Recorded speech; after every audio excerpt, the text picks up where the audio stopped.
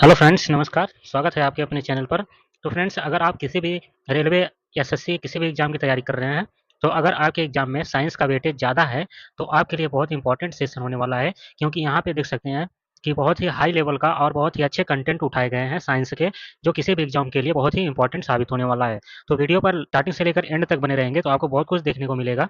तो चलिए आइए स्टार्ट करते हैं आज के सेशन का पहला प्रश्न। चैनल पर नए हैं तो सब्सक्राइब जरूर कर लें। तो स्टार्ट करते हैं। वे पदार्थ जो वायरस को नष्ट कर देते हैं क्या कहलाते हैं? तो वीरोसाइड, जैसे वीरोसाइड का एग्जांपल दिया गया है इंटरफेरोन। तो ये ऐसे होते हैं जो वायरस को नष्ट कर देते हैं। ये ऐसे पदार्थ होते हैं जैसे इंटरफेरोन। तो वे क्या कहलाते हैं? वीरोसाइड कहलाते हैं। आगे देखते हैं, पोलियो का टीका किसने खोजा था? पोलियो का टीका जोनास साल्क ने खोजा था। तो दोस्तों, ये सब क्वेश्चन याद रहते हैं बट एग्जाम टाइम में हमें भूल जाता है, तो इस तरह से रिवाइज भी हो जाएगा आपका। कवक की कोशिका भित्ति किसकी बनी होती है? तो यह काइटिन की बनी होती है कवक की कोशिका भित्ति। श्वसन तथा उत्सर्जन के किस प्रकार की जैविक क्रिया है? श्वसन तथा उत्सर्जन किस प्रकार की जैविक प्रक्रिया है? तो यह अपचायक कैटाबोलिक है।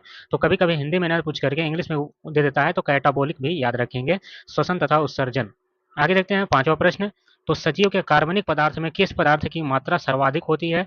तो सजीव के कार्बनिक पदार्थ में प्रोटीन की सर्वाधिक मात्रा होती है 14%। तो दोस्तों, इसमें हम टोटल 110 प्रश्नों के बारे में बात करेंगे। 110 प्रश्न, यहाँ पे 110 टोटल क्वेश्चन लिए गए हैं।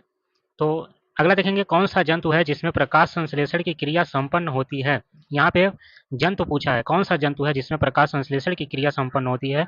तो यूग्लेना एवं क्लैमिडा मोनास, ये ऐसे जंतु हैं जिनमें प्रकाश संश्लेषण की क्रिया संपन्न होती है। तो सही सुन रहे हैं दोस्तों, अभी तक आपने प्रकाश संश्लेषण की क्रिया पादपों में सुनी है, लेकिन आज पहली बार हो सकता है कुछ लोग सुन रहे हो कि कौन सा ऐसा जंतु है जिसमें प्रकाश संश्लेषण की क्रिया संपन्न होती है? तो यूग्लेना एवं क्लैमिडो मोनास। वर्गीकरण की सबसे छोटी इकाई कौन सी होती है? तो वर्गीकरण की सबसे छोटी इकाई जाति होती है, यानी कि स्पेसीज। तो आइए हम इसके बारे में कुछ देख लेते हैं। कैरोलस लीनियस ने वर्गीकरण में कुल 6 इकाई बताया है। 6 इकाई में देखा जाए तो पहला जाति यानी कि स्पीसीज, उसके बाद वंश जीनस, कुल यानी कि फैमिली, गण ऑर्डर, वर्ग यानी कि क्लास, और संघ यानी कि फाइलम। तो ये सभी इन्होंने कैरोलस लीनियस ने 6 प्रकार का इकाई बताया है अपने वर्गीकरण के। आगे देखेंगे, कोशिका भित्ति क्या होती है? तो यह कोशिका भित्ति पारगम्य होती है। जीव द्रव्य किस प्रकार का घोल है? तो जीव द्रव्य क्रिस्टलों कोलाइडल घोल है, क्रिस्टलों का कोलाइडल घोल है जीव द्रव्य। आगे देखते हैं, प्रियांश बने होते हैं तो केवल प्रोटीन के प्रियांश बने होते हैं। संपूर्ण जैविक प्रक्रिया के संचालन हेतु ऊर्जा या ईंधन कोशिकाओं में किस रूप में उपस्थित होता है? तो एटीपी के रूप में उपस्थित होता है। संपूर्ण जैविक प्रक्रिया के संचालन हेतु ऊर्जा या ईंधन कोशिकाओं में एटीपी के रूप में उपस्थित होता है। प्रथम प्रकाश संश्लेषी जीव किसे माना जाता है? तो साइनोबैक्टीरिया को माना जाता है प्रथम प्रकाश संश्लेषी जीव। पशुओं में रिंडर पेस्ट कैसे फैलता है? तो वायरस के द्वारा फैलता है पशुओं में रिंडर पेस्ट। सजीव पदार्थ के संयोजन में कितने तत्व भाग लेते हैं? तो सजीव पदार्थ के संयोजन में 27 तत्व भाग लेते हैं। ऑप्शन नंबर यहाँ पे, सॉरी ऑप्शन नहीं दिया गया यहाँ पे, 27 तत्व भाग लेते हैं सजीव पदार्थ के संयोजन में। सजीव पदार्थ में कौन से तत्व सदैव आयन के रूप में पाए जाते हैं? तो सजीव पदार्थ में यहाँ पे देखेंगे, ऑक्सीजन 65%, कार्बन 18.5%, हाइड्रोजन 10.5%, नाइट्रोजन 3.3%। तो यह हमेशा आयन के रूप में पाए जाते हैं, ऑक्सीजन, कार्बन, हाइड्रोजन एवं नाइट्रोजन। बैक्टीरियोफेज से आप क्या समझते हैं? तो ऐसे वायरस जो केवल जीवाणुओं के ऊपर आश्रित रहते हैं, तो उन्हें बैक्टीरियोफेज कहा जाता है, जो जीवाणुओं के ऊपर आश्रित होते हैं। ब्राउनियन गति कहाँ संपन्न होती है? तो यह जीव द्रव्य में संपन्न होती है, ब्राउनियन मोशन। आगे देखेंगे, जीव द्रव्य में सर्वाधिक मात्रा में कौन सा तत्व पाया जाता है? तो जीव द्रव्य में सर्वाधिक मात्रा में ऑक्सीजन पाया जाता है। वनस्पति कोशिका में सबसे बड़ा कोशिकांग है प्लास्टिड्स। वनस्पति कोशिका में सबसे बड़ा कोशिकांग प्लास्टिड्स है। माइक्रोन तथा मिली माइक्रोन से आप क्या समझते हैं? तो 1 माइक्रोन इज इक्वल टू होता है 10⁻⁻6 पावर, 10⁻⁻6 मीटर होता है। और एक मिली माइक्रोन यहाँ पे लिख देते हैं, milli micron is equal to 10⁻⁻6 millimetre होता है। तो यहाँ पे 1 माइक्रोन के पूछा गया है तो 10⁻⁻6 मीटर, और 1 milli micron is equal to होता है 10⁻⁻6 मिलीमीटर। दोनों ध्यान रखेंगे। एक एंगस्ट्रॉम कितने मिली माइक्रोन के बराबर होता है? तो यहाँ पे एक एंगस्ट्रॉम कितने मिली माइक्रोन के, तो यहाँ पे देखेंगे 0.00 ट्रिपल टाइम 0 और 1 माइक्रोमीटर के बराबर होता है। ट्रैफिक पुलिस की संज्ञा किस कोशिकांग को प्रदान की जाती है? तो गाल्जी काय को प्रदान की जाती है ट्रैफिक पुलिस की संज्ञा। माइटोकॉन्ड्रिया नहीं पाया जाता है, तो नीले हरे शैवाल में माइटोकॉन्ड्रिया नहीं पाया जाता। एटीपी का निर्माण कहाँ होता है? तो एटीपी का निर्माण माइटोकॉन्ड्रिया में होता है। तो एटीपी का फुल फॉर्म होता है adenosine triphosphate. Adenosine triphosphate, adenosine triphosphate इसका फुल फॉर्म होता है और इसका निर्माण माइटोकॉन्ड्रिया में होता है। जीवाणु में किस प्रकार के राइबोसोम पाए जाते हैं? तो 70 राइबोसोम जीवाणु में पाए जाते हैं। कोशिका में सबसे बड़ा कोशिकांग कौन सा होता है? तो गाल्जी काय कोशिका में सबसे बड़ा कोशिकांग होता है। पॉलीराइबोसोम का निर्माण मुख्यतः किस समय होता है? तो प्रोटीन संश्लेषण के समय पॉलीराइबोसोम का निर्माण किया जाता है। जीव द्रव्य में साल जैल परिवर्तन कौन सी क्रिया है? तो जैव रासायनिक प्रक्रिया है जीव द्रव्य में साल जैल परिवर्तन। पेक्टिन है, पेक्टिन एक प्रकार का कार्बोहाइड्रेट है पेक्टिन। डीएनए की श्रृंखलाएं बंधी होती हैं तो हाइड्रोजन बॉन्ड से बनी होती हैं। आगे देखेंगे किस आरएनए में एंटीकोडॉन पाया जाता है? तो टी आरएनए में anticodon, most important friends, T RNA में एंटीकोडॉन पाया जाता है। राइबोजाइम क्या है? तो राइबोजाइम एंजाइम की भांति कार्य करने वाला आरएनए है राइबोजाइम। कोशिका में कितने प्रकार के टी आरएनए पाए जाते हैं? तो कोशिका में 20 प्रकार के, अर्थात जितने प्रकार के एमिनो एसिड होते हैं उतने प्रकार के टी आरएनए कोशिका में पाए जाते हैं। कोशिका में कितने प्रकार के आरएनए पाए जाते हैं? तो आरएनए 3 प्रकार के पाए जाते हैं। आगे देखेंगे पपीते में पीले रंग का कारण है? तो पपीते में पीले रंग का कारण होता है कैरिकाजेंथिन।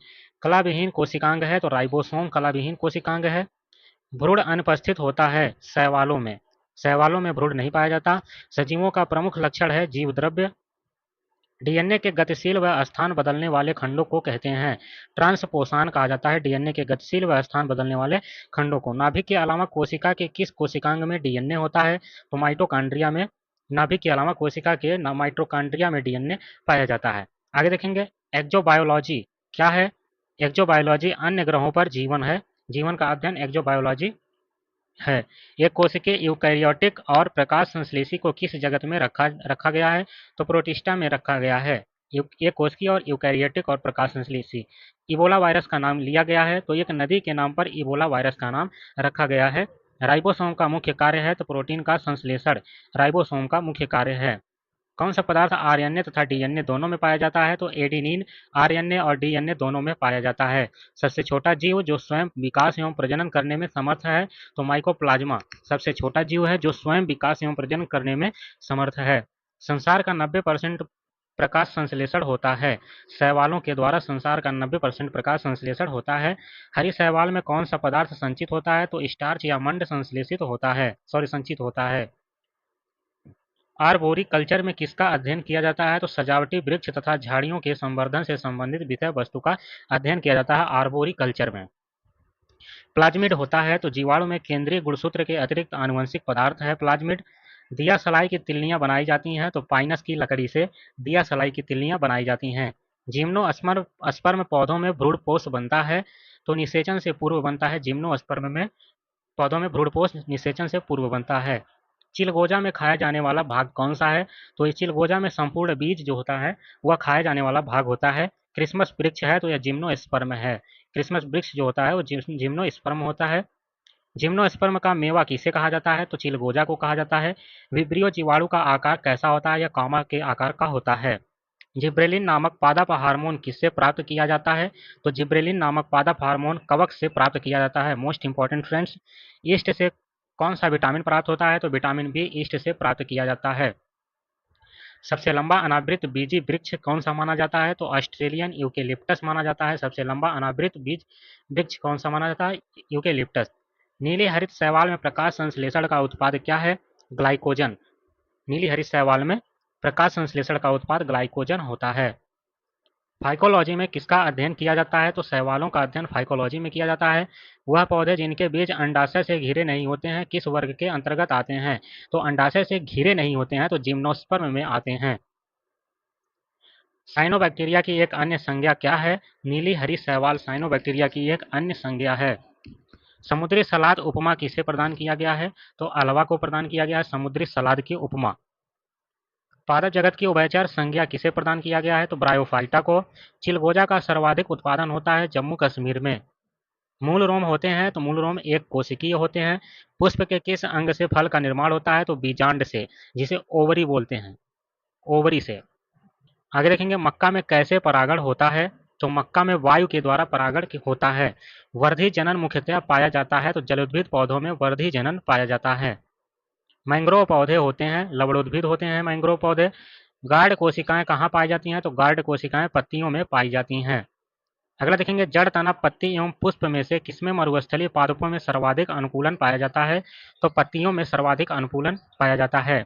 रेशेदार जड़ तंत्र किसमें पाया जाता है, तो प्रायः एक बीजी पत्री पौधों में रेशेदार जड़ पाया जाता है। हाइपोडर्मिस प्रायः अनुपस्थित होता है जड़ में, तो इसमें उपस्थित क्या होता है, तो एंडोडर्मिस सदैव उपस्थित होता है, जबकि हाइपोडर्मिस इसमें जड़ में उपस्थित नहीं होता। अगला देखेंगे, धान एवं गेहूं में किस प्रकार के पुष्प पाए जाते हैं, तो उभयलिंगी पुष्प पाए जाते हैं। अंजीर में किस प्रकार का परागण होता है, तो कीट परागण होता है अंजीर में। लाइकेन है, तो लाइकेन एक सहजीवी है। विश्व का सबसे बड़ा पुष्प है रेफ्लेसिया। बीजों के अंकुरण के लिए किसकी आवश्यकता नहीं है, तो बीजों के अंकुरण के लिए धूप की आवश्यकता नहीं होती। किस पादप को शाकीय भारतीय डॉक्टर की उपमा प्रदान की गई है, तो तुलसी पौधे को शाकीय भारतीय डॉक्टर की उपमा दी गई है। MRI magnetic resonance imaging machine में किस तरंग का प्रयोग किया जाता है, तो इसमें चुंबकीय तरंग का प्रयोग किया जाता है। जाली दस्तावेजों का पता किन कारणों द्वारा लगाया जाता है, तो यह पराबैंगनी किरणों के द्वारा जाली दस्तावेजों का पता लगाया जाता है। आगे देखेंगे, क्रिस्टलों की संरचना जानने के लिए किन तरंगों का प्रयोग किया जाता है, तो क्रिस्टलों की संरचना जानने के लिए एक्स किरणों का प्रयोग किया जाता है। अगला क्वेश्चन देखते हैं, ऐसी तरंगें जिनका ध्रुवीकरण नहीं हो सकता कहलाती हैं, तो जिनका ध्रुवीकरण नहीं हो सकता उन्हें अनुदैर्घ्य तरंगें कहते हैं। निकटतम दो संपीड़न या निकटतम दो विरलन के बीच की दूरी को क्या कहते हैं, तो इन्हें तरंग दैर्घ्य कहा जाता है। इंद्रधनुष में किस रंग का विक्षेपण अधिक होता है, तो इंद्रधनुष में लाल रंग का विक्षेपण अधिक होता है। आकाश का नीला रंग है, इस कारण होता है, प्रकाश का प्रकीर्णन के कारण आकाश का नीला रंग होता है। मोटर कार में हेडलाइट की चौंध को हटाने के लिए पोलेराइड प्रयुक्त किए जाते हैं। पोलेराइड के प्रयुक्त से जो हेडलाइट में चकाचौंध होता है उसे हटा दिया जाता है। लेंस किससे बनता है, तो फ्लिंट कांच से लेंस बनाया जाता है। शांत तालाब में पत्थर मारने पर किस प्रकार की तरंग उत्पन्न होती है, तो इसमें अनुप्रस्थ तरंगे उत्पन्न होती हैं। शांत तालाब में तो इस तरह से जो तरंगे उठती हैं अनुप्रस्थ तरंगे होती हैं। तो आगे देखेंगे, यदि कोई लड़की झूला झूलते झूलते खड़ी हो जाए तो उसका आवर्तकाल पर क्या प्रभाव पड़ेगा, तो आवर्तकाल देखेंगे घट जाएगा। आगे चलते हैं, पराश्रव्य तरंगों के क्या उपयोग हैं, तो पराश्रव्य तरंगों के उपयोग कीड़ों को नष्ट करना, कपड़ों की सफाई, बीमारियों का उपचार व स्वचालित दरवाजा का नियंत्रण व समुद्र की गहराई का पता लगाना, ये सभी पराश्रव्य तरंगों के उपयोग के द्वारा होता है। कौन सी तरंगे शून्य निर्वात में संचरण नहीं कर सकती हैं, तो ध्वनि तरंगे, जिसे यांत्रिक तरंगे भी कहा जाता है। अब यांत्रिक तरंगों को ध्वनि तरंगे भी कहते हैं, क्यों, इसका कारण क्या है, तो क्योंकि यांत्रिक तरंगों के साथ ही ध्वनि भी उत्पन्न होती है, इसलिए यांत्रिक तरंगों को ध्वनि तरंगे भी कहा जाता है।